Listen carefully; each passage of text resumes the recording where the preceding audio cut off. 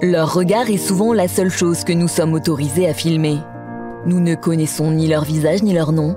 Les forces spéciales ont pour habitude de se dissimuler derrière des pseudonymes. Une tradition de discrétion qu'elles acceptent, le prix à payer pour réaliser des missions d'exception. Issues des trois armées, elles sont devenues au fil des ans incontournables, que ce soit à l'occasion de missions de renseignement, d'actions offensives contre des chefs terroristes ou de libération d'otages.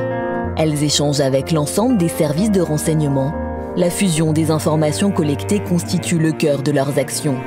Facteur de puissance, les forces spéciales déterminent aussi le rang militaire d'un pays. Et dans ce domaine, la France fait partie d'un club restreint. À l'occasion des 30 ans du commandement des opérations spéciales, le Journal de la Défense vous emmène à la rencontre de ceux qui cultivent audace et humilité, une immersion inédite à clichés fermés.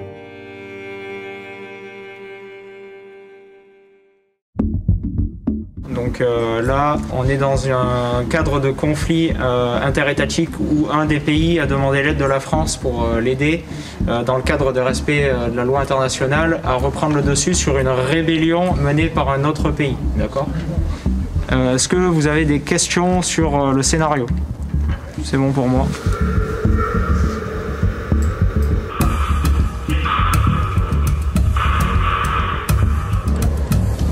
Demande de l'air.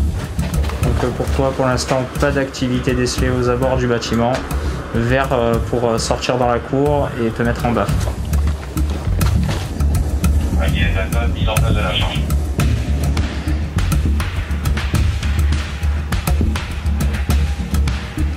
Dalton, charge en place.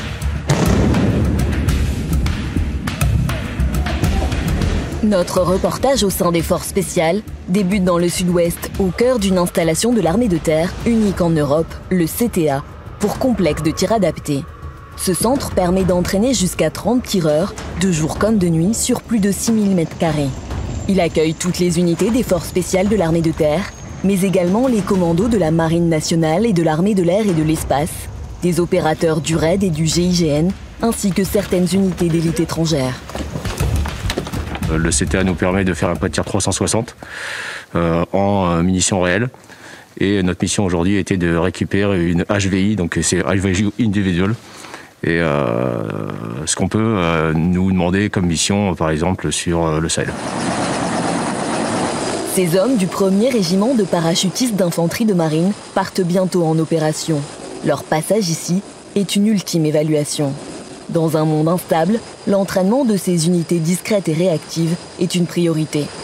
L'Académie des forces spéciales a été créée en 2015 et est aujourd'hui forte d'une trentaine d'hommes. Sa mission est surtout centrée sur la formation des équipiers des forces spéciales, mais aussi du personnel de l'armée de terre qui est destiné à armer le GAOS, donc le groupement d'appui aux opérations spéciales. On forme dans un panel de disciplines qui est très varié, qui va de la santé, donc du secourisme au combat, des formations de cursus et d'adaptation pour nos officiers et nos sous-officiers, la conduite de véhicules forces spéciales, le pilotage des drones, le guidage aérien de niveau très avancé.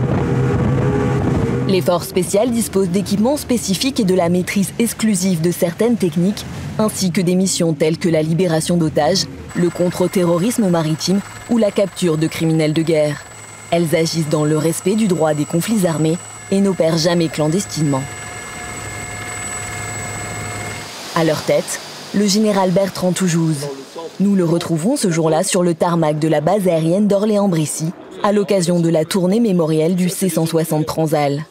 Après plus d'un demi-siècle de service, cet avion de transport s'apprête à prendre une retraite bien méritée. Le Transal, c'est beaucoup de souvenirs pour nous, un certain nombre de posées d'assaut assez mythiques sur pas mal de théâtres d'opération. Ce sont des choses moins connues et parfois assez héroïques. L'appareil qui a marqué l'histoire de l'armée de l'air et de l'espace a également été un outil privilégié pour ce que l'on appelle communément le COS, le commandement des opérations spéciales. Le COS, en réalité, c'est deux choses. La première, c'est un état-major de 150 personnes, qui est donc à la responsabilité de conduire un certain nombre d'opérations particulières pour lesquelles il a été mandaté par nos autorités. Donc, principalement le chef d'état-major des armées, mais évidemment sur une décision politique amont. Donc ça, stricto sensu, le COS, c'est ça. En réalité, quand on parle du COS, on intègre également l'ensemble de la communauté des opérations spéciales, l'ensemble des unités. Et quand on prend l'ensemble des unités, on est actuellement de l'ordre de 4500 personnes. C'est en Écosse également que s'entraînent les commandos marins. L'entraînement les dispose à ces combats âpres qu'il faudra livrer parfois avec succès, parfois sans espoir. Si en 1941, les premiers commandos marines français s'entraînent déjà aux côtés des forces britanniques, sous le commandement du capitaine de corvette Philip Kiefer, il faut attendre 1992, au lendemain de la guerre du Golfe, pour que le ministre de la Défense de l'époque, Pierre Jox, décide de créer une structure unique pour coordonner les actions des différentes unités spécialisées. Dès lors, et depuis 30 ans, les forces spéciales ont su s'imposer comme une capacité de premier plan, capable de gérer des opérations sensibles avec des effectifs restreints. Pour faire simple, on reste vraiment engagé en général sur 3 piliers. Donc vous avez le monde de la lutte contre le terrorisme qui continue de constituer aujourd'hui l'essentiel des opérations du COS, parce qu'encore une fois, l'armée française reste assez engagée au Sahel et nous continuons d'avoir des responsabilités assez importantes également au Levant, au sein de la coalition qui est déployée en appui de nos amis irakiens et des pays de la région. Donc ça reste à l'instant T l'endroit où le COS a impliqué le plus grand nombre de personnes. Ensuite, deuxième sujet qui est important, c'est justement toute cette zone grise, début de contestation. Et là, on voit bien qu'on ne se tourne plus tout à fait vers les mêmes zones. Hein, sans rentrer dans les détails, très clairement, ce sont des réalités qui nous ont imposé depuis quelques années d'être davantage présents en Méditerranée et en Europe. Et sur la crise actuelle, évidemment, nous avons des intérêts et des enjeux très spécifiques en Europe de l'Est.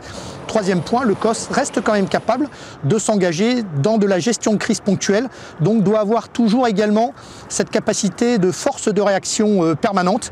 Donc l'ensemble des unités du COS, des 3 armées et pour la chefferie santé aussi, maintient des modules d'alerte en permanence. Avec un engagement aussi dense, rares sont les moments où le général peut échanger avec ses opérateurs. Ce dernier saut à bord du Transal est une opportunité qu'il saisit bien volontiers. 50 sorties, cascunette, fait. C'est un moment privilégié pour rencontrer les unités quand même et voir les gens sur le terrain, parce que j'essaye d'aller sauter dans les unités à tour de rôle. Donc ça, c'est une autre façon de voir les gens, donc ça c'est essentiel et ça n'a pas de prix. Les tandems derrière moi, les R4. Ouais, les tandems juste asseyez-vous.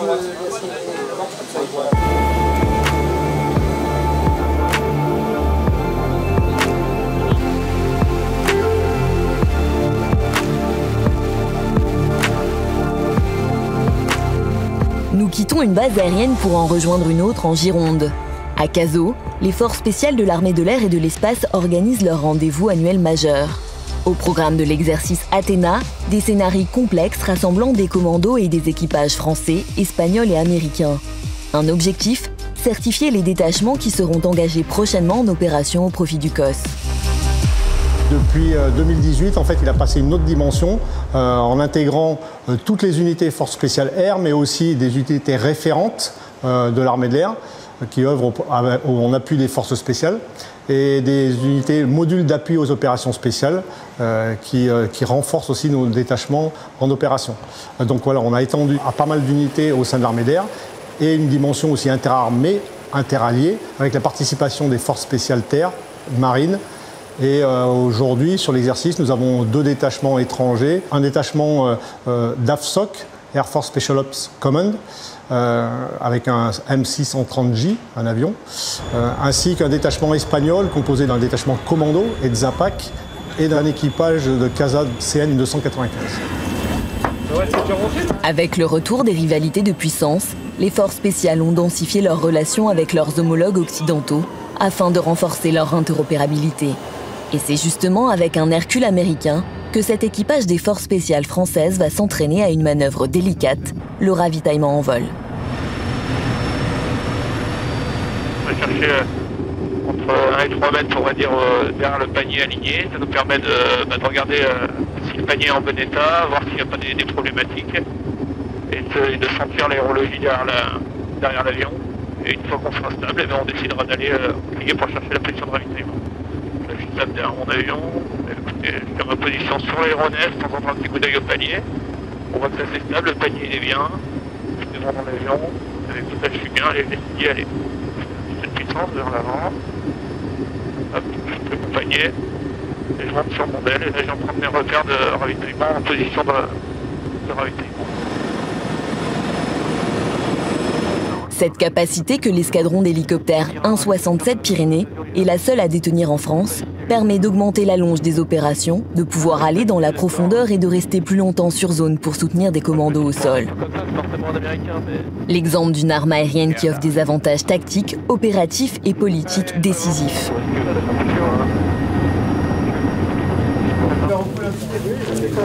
Pour la partie fixed wing, les 4 ATAS sont verts, avec juste une limitation sur le M630J américain, pas de KPGM, pas de posée terrain sommaire, et le C130 français qui est sur Orléans, qui peut être sur place à compter de 17h30 bloc en cas de besoin. Ce que je demande aux télés d'alerte, c'est qu'avec les deux POI qu'on a en soute, de commencer d'ores et déjà à réfléchir à des modes d'action, d'insertion, d'infiltration. Donc on a un aérodrome, un hangar. Sur l'aérodrome, ce serait intéressant de savoir d'ailleurs ceux qui posent, quels seraient aussi les itinéraires entre les deux zones. Au centre opération de l'exercice, une nouvelle mission se profile. Une cellule dédiée à l'analyse et à l'exploitation du renseignement multisource, récolté et reçu, a permis de localiser un chef de guerre. Celui-ci s'apprête à recevoir une cargaison d'armes chimiques. Pour le commandement, l'objectif est simple, le capturer avant qu'il ne change de cache. Les commandos commencent alors à élaborer leur plan d'action. Alors là, du coup, on a plusieurs hypothèses pour la mission de ce soir. Donc une première hypothèse qui serait, une mise en place tout par ISV, donc un saut en parachute. Une deuxième hypothèse où il y aurait une première partie qui sortirait en parachute, une deuxième partie qui arriverait en hélicoptère. Et une troisième hypothèse où pour la mission on ferait tout en véhicule. Donc en fonction de ça, on essaye de faire une timeline qui permet de séquencer un peu tout ce qui est la phase entre la phase préparatoire, la phase d'action, pour après essayer d'affiner au maximum les durées d'action ou de préparation. Donc là, il faut tout anticiper et faire les 3 scénarios possibles. Ça, c'est bon. Et dans notre briefing de départ, comme en opération réelle, ils doivent prendre en compte de nombreux facteurs tels que la météo ou la disponibilité des aéronefs. Et ensuite, convaincre leur hiérarchie. J'aimerais savoir si est-ce que je validais le MA1 ou le MA2 pour que je commence à rédiger mon idée de manœuvre pour le CONOP. Non, après, ça le MA2 était plutôt un MA alternatif, c'était le plan B. Pour l'instant, on part sur un conforme. Bruno est le chef du détachement du commando parachutiste de l'air numéro 10. Pendant l'exercice, il endosse la responsabilité de chef tactique déployé sur le terrain. On a une vraie phase un peu, une vraie nébuleuse au début avec une situation tactique qui n'est pas forcément claire tout de suite, des ordres qui sont en cours de construction, d'élaboration. Donc mon rôle, ça va être d'anticiper ça, de voir avec les différents chefs d'éléments, hélico, drones. C'est un processus itératif qui fait qu'on fait régulièrement des points de situation, on recale un peu les gyros, comme on dit dans notre argot, pour avoir un produit fini, compris et partagé par tous.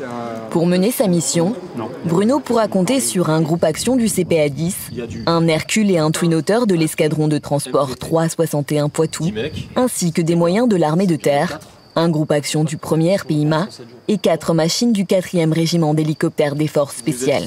Ce qui a été bien anticipé sur Athéna, et ce qui est le cas depuis plusieurs années, c'est qu'on travaille avec les marins, avec les gens du 1er. Bon, ça, on va dire que c'est un socle de base, mais on arrive à travailler avec les équipes qui vont être engagées avec nous. Donc là, on gagne vraiment en opérabilité à court terme et à moyen terme sur l'opération. Ok. Donc moi, ce que je veux, c'est ma marge habituelle, ok, ma petite demi-heure du capitaine. Si on peut être à minuit 30, minuit 40 sur zone, c'est cool. Juste un dernier rang, ce qui est tombé, des partisans qui sont sur zone, locaux, qui ont pris en photo la zone du hangar. Marseille 01 du coup. Il y aurait 2 véhicules et ils ont au moins vu un Pax. Voilà. Ça c'est à prendre en compte, il y a 2 véhicules dont probabilité de fuyante. Les commandos vont réaliser une infiltration sous voile. En un mot, Ils vont sauter à haute altitude et dériver sur plusieurs kilomètres afin de s'insérer en zone ennemie. Pour l'équipage de l'escadron de transport 361 Poitou, c'est une formalité. Cette unité est spécialisée dans les infiltrations, l'aérolargage et les posées d'assaut.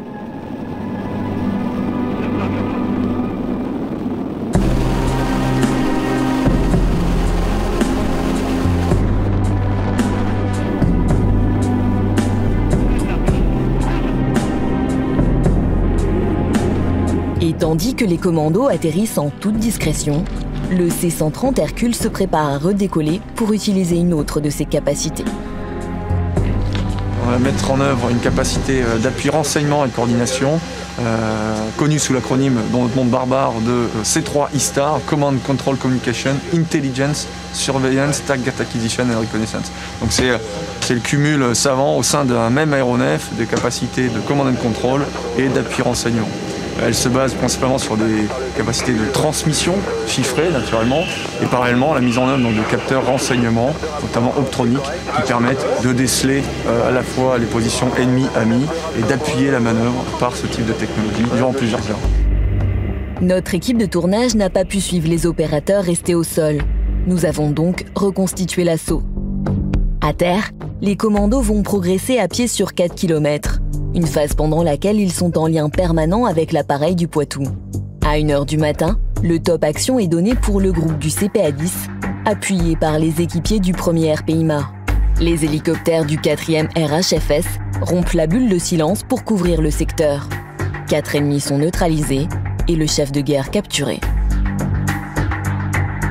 Le mode d'action, donc a posteriori, a fonctionné. C'était peut-être le bon, il y en avait d'autres. Mais on a joué celui-là, il a marché, malgré beaucoup de changements. Ça a été appréciable pour les opérateurs, mais également pour la cellule de commandement qui a pu s'entraîner, se rôder au processus de conception et de conduite des opérations. Entraîner les corps et les esprits constitue la première garantie de la solidité et de la résilience des soldats. C'est aussi dans ces moments-là qu'ils développent un sentiment de fraternité, indispensable pour affronter leurs engagements. La meute trouve son équilibre dans les groupes qui sont anciens et qui sont bien. Ça permet en fait, simplement, si on doit comprendre ce qu'on vit, de tolérer de faire 4 mois par an loin des siens, loin du confort, etc. pendant 20 ans des fois. Donc il y a forcément quelque chose du domaine de l'incroyable, de magique qui se passe dans ces groupes. Il y a des suppléments d'âme partout. On sent que la cohésion est de plus en plus forte à l'approche d'une mission, parce qu'il y a une implication qui est différente, une implication déjà professionnelle mais aussi humaine, parce qu'on sent qu'on va avoir besoin des autres, on va avoir besoin de nos camarades sur le terrain, on sait qu'on peut risquer notre vie et on sait que c'est eux qui vont peut-être la sauver également. Ils savent aussi qu'ils seront épaulés par des soignants spécialisés, une assurance pour qu'ils puissent se concentrer sur leur mission. De retour au CTA en plein exercice, un groupe est cette fois confronté à la découverte d'un otage blessé par ses ravisseurs. Tu m'entends? Tu m'entends? Ça va? Dans la doctrine du service de santé des armées, tous les blessés doivent être traités de la même façon. L'otage est donc immédiatement pris en charge par l'auxiliaire sanitaire du groupe. CV, ouvre les yeux. Ok, garrot bon placé. Ok, c'est bon, je prends la relève. Je demande intervention du doc. Parlez. Ok. Une plaie perforante au niveau de la jambe gauche. Ouais, t'as garrotté, c'est bon? Ouais, garrotté, le garrot est efficace. Ah, il a froid. Hein. Ouais, il a froid. Alors là, c'est ce qu'on appelle un patient alpha, donc les patients les plus graves. Il est blessé à la jambe et à l'abdomen. C'est des blessures graves, très hémorragiques, pour lesquelles on va devoir le conduire au plus vite auprès du chirurgien afin qu'il soit sauvé et dans le meilleur état possible. Ça va, madame? Allez, tiens le coup. Hein. C'est le doc, l'équipe médicale, on s'occupe de toi. T'inquiète pas. Ok. Ok. Allez, accroche-toi, ça va bien se passer. En mission, les soignants doivent être capables de délivrer des soins de très haut niveau, de la même qualité que ce que pourrait faire un SAMU en métropole. Ok, super. Là, ce que je prépare, c'est du plasma lyophilisé qui va aider à restaurer le volume sanguin perdu, tout en apportant ce qu'il faut pour que la coagulation soit améliorée. Dès qu'il sera prêt, on le branchera au patient et on s'occupera de préparer une poche de sang pour lui passer du sang pour compenser les pertes dues à l'hémorragie. Le plasma lyophilisé, qui a fait ses preuves sur le terrain, est une invention du service de santé des armées. L'exercice de la médecine dans des conditions atypiques pousse le personnel médical militaire à chercher des solutions adaptées. Ok, 25 minutes de prise en charge les gars. Il nous reste 15 minutes avant l'arrivée de l'hélicoptère. Pour notre blessé, la suite du scénario va s'écrire ce jour-là par voie aérienne. Un appareil du 4e régiment d'hélicoptères des forces spéciales va venir le récupérer.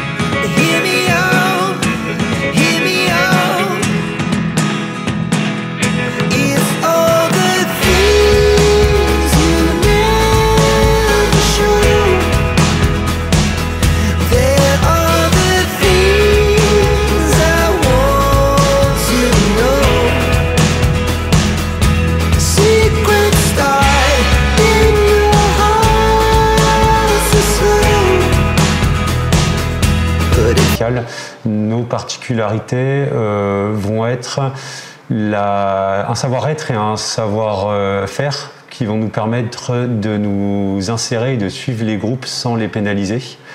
Et également la capacité à accepter des situations qui nous mettraient dans un inconfort médical tout en assurant le même niveau de sécurité de soins pour les combattants.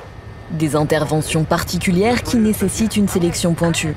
Il y a une campagne de test annuelle qui est ouverte à tous les personnels du service de santé et qui se déroule sur plusieurs jours avec des mises en condition techniques et physiques pour être sûr que les personnes aient un niveau physique minimum pour être en mesure de suivre les groupes sur le terrain et un niveau technique en médecine de l'avant et en médecine d'urgence nécessaire à assurer les soins des opérateurs. C'est bon, on a tout les gars Oxy, c'est bon, IMO. Leurs entraînements réguliers permettent aux équipes d'être plus efficientes en mission, quel que soit le milieu. Car si les commandos français sont bien experts de la 3e dimension, il y a un autre domaine qu'ils maîtrisent parfaitement. À Lorient, le jour n'est pas encore levé quand ces hommes du commando Jaubert, un des 7 commandos de la Marine nationale, préparent leur matériel pour un saut à la mer. En cas d'ouverture intempestive du côté principal, après le déploiement du RSE, on fait CDO. Ces spécialistes doivent valider leur capacité à prendre l'alerte dans le cadre de l'échelon national d'urgence, spécialisé dans le contre-terrorisme et la libération d'otages. On est en train de valider un mode d'insertion à longue distance qui nous permet de larguer une embarcation rapide commando en autonome au large avec une équipe commando qui pourrait être capable de mener un assaut de vive force sur un navire. L'embarcation au cœur de l'attention, c'est l'écume. Un bolide de 7 tonnes pour 9,30 m de longueur et 3 mètres de largeur, pouvant dépasser les 75 km/h. Ouais. En fait, vous le voyez par vous-même, hein, la difficulté, il suffit de se retourner, voir le volume qui est occupé dans la soute par l'embarcation. On est au-delà des limites standards, donc c'est un conditionnement sous dérogation. Voilà, et puis c'est hyper technique et on utilise du matériel qu'on n'a pas l'habitude d'utiliser pour les autres véhicules qu'on largue en général de ces avions. Ici encore, c'est un équipage du Poitou qui est à la manœuvre. Ce n'est que la 7e fois qu'un largage de ce type a lieu, alors forcément chaque détail est minutieusement vérifié. Toutes les procédures, y compris celles de secours, sont revues. On finit l'inspection par le haut du bateau, retrait de l'échelle, on termine l'arrière, on s'équipe.